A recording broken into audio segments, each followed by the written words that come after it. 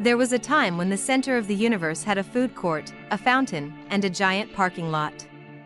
It had escalators, music leaking out of clothing stores, and the strange promise that life was happening somewhere under that roof.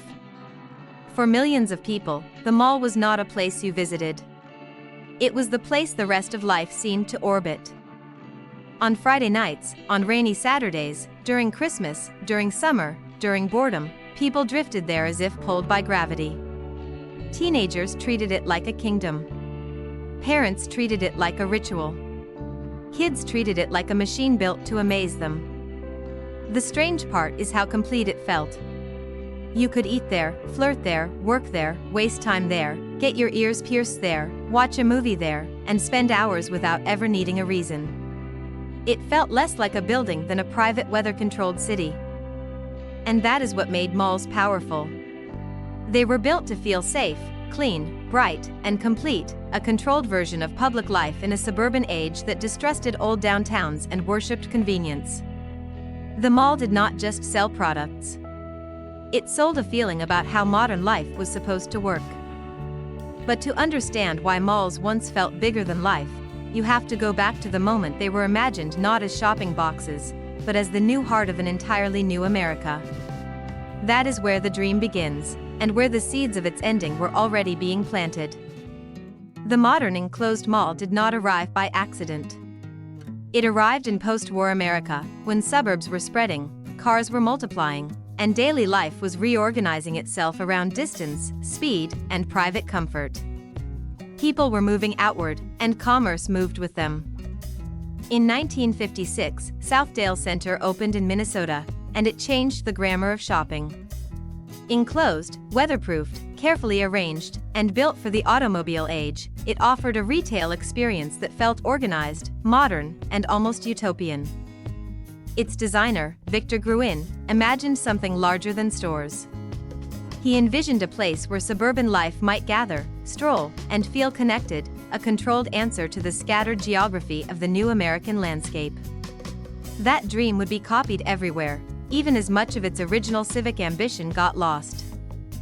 What made the enclosed mall feel revolutionary was not just shopping under one roof. It was shopping under one climate, one logic, one managed emotional atmosphere. Heat, rain, traffic, noise, and urban mess were all supposed to stop at the door. That promise was irresistible. The mall offered order in a century obsessed with efficiency, comfort in a culture built around cars, and spectacle in a suburban world that often felt physically spread out and emotionally flat. It gave the suburbs a center, even if that center was privately owned. Once the model took hold, the mall became something more than real estate. It became a stage set for ordinary American life. People did not just come to buy things. They came to be somewhere. For suburban teenagers, the mall solved a problem adults barely noticed. It was one of the few places where you could go without a formal invitation, without a backyard, without a game, without a plan, and still feel that something might happen. A crush, a rumor, a first job, a first small act of independence. For parents, the mall offered convenience wrapped in reassurance. Parking was simple, temperatures were controlled, bathrooms were close, and danger felt distant.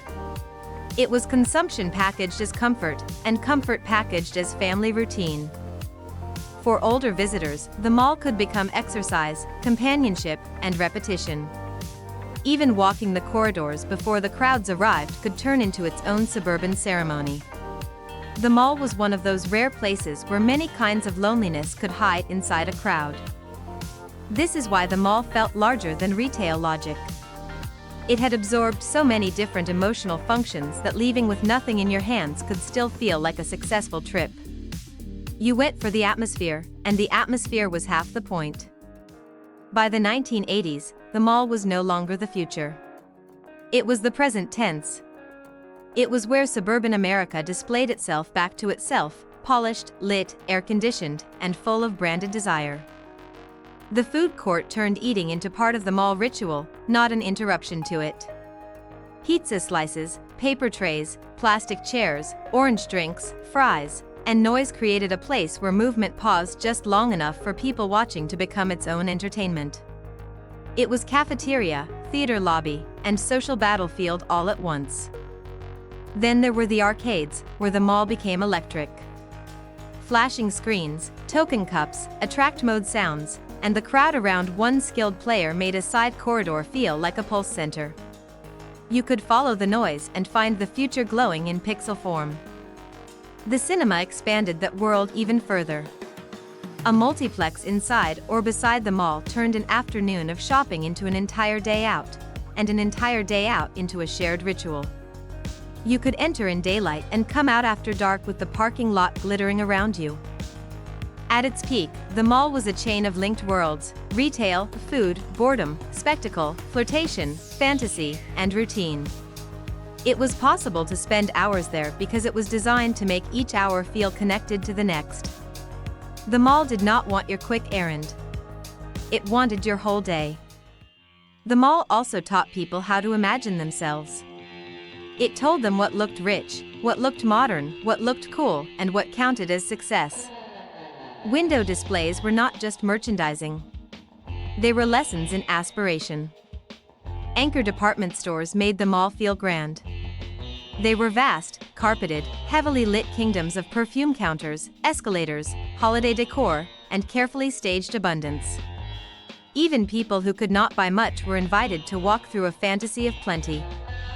And then came the holiday season, when the mall transformed into something almost ceremonial. Music, ornaments, synthetic snow, red velvet, long lines, family photos, and gift anxiety all fused into one annual emotional performance. The mall was never more itself than when it was pretending to be magic.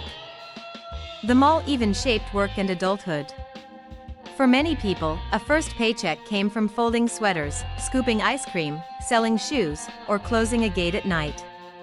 The mall was not only where identities were tried on. It was where some of them first took economic form. So when people remember the mall, they are not just remembering stores. They are remembering the place where aspiration, adolescence, labor, family ritual, and spectacle all overlapped. That overlap is what made the mall feel less like commerce and more like a complete emotional system. But systems built to feel permanent can hide their fragility very well. The mall looked invincible at its peak, yet the logic underneath it was already becoming unstable. Too many projects, too much sameness, too much faith that yesterday's foot traffic would continue forever. Malls depended on anchors, on department stores that pulled people through the building like engines. When those stores weakened, whole corridors could start to fade. One darkened wing could change the emotional temperature of an entire complex. Retail habits were shifting too. Big box stores promised scale without the same theatrical overhead. Lifestyle centers offered fresh air and staged charm. The enclosed mall began to look less like the future and more like a script people already knew by heart. Then the internet changed the pace of wanting things. The mall had been built around browsing, wandering, and delaying gratification inside a physical environment. Online shopping replaced that slow ritual with search bars, tracking numbers, and packages arriving at the door. By the time the 2008 recession hit, many malls were already wobbling.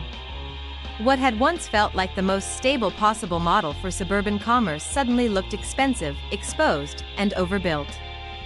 The dream did not end in one moment. It sagged, then cracked, then kept trying to smile. And then came one of the strangest landscapes in modern American life, the dead mall. Not ancient ruins, not bombed-out streets, not disaster zones, but places designed for crowds that had somehow lost the crowds. That absence made everything feel uncanny. Escalators froze. Fountains stopped. Gated storefronts turned the corridor into a museum of logos and vacancy. The mall's great strength had always been atmosphere, and now the same atmosphere was working in reverse. A thriving mall had once made emptiness invisible by constant motion. A dying mall made emptiness impossible to ignore. Every bench, every skylight, every tiled echo reminded you what the building had been designed to hold, and no longer could. Some of these places were repurposed. Some survived by changing format. Some became churches, clinics, campuses, call centers, or mixed-use experiments.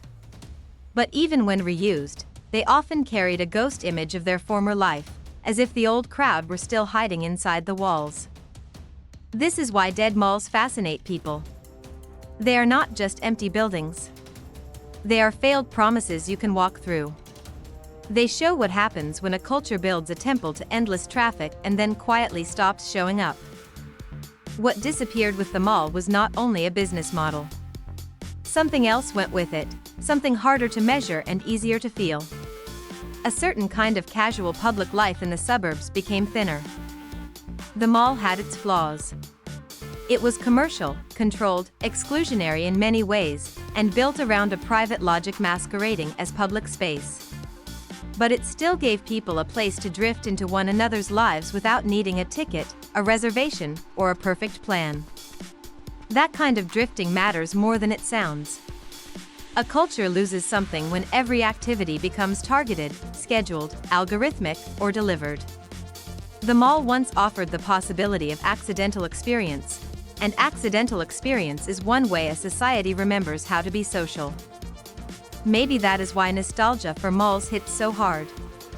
People are not only missing a store lineup or an era of logos.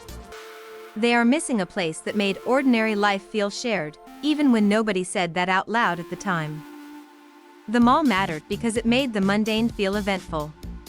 Walking around with nowhere urgent to be, seeing faces, hearing sounds spill from stores, stopping for fries, trying on a future version of yourself, that was the experience.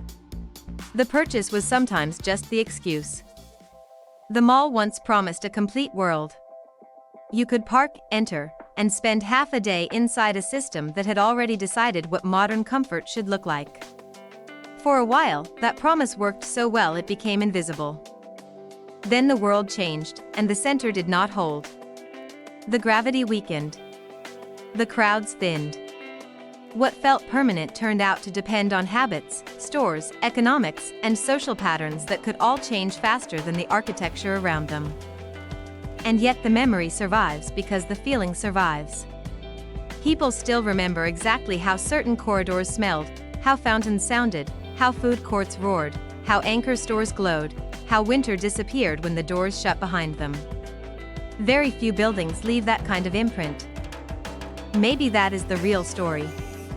The mall was never the center of the universe, of course.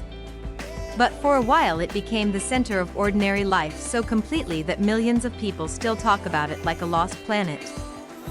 So what do you think the mall really sold us in its golden age? Products, status, comfort, or the illusion that modern life still had a center? Subscribe for more stories about the worlds we built, filled with meaning, and then slowly watched disappear.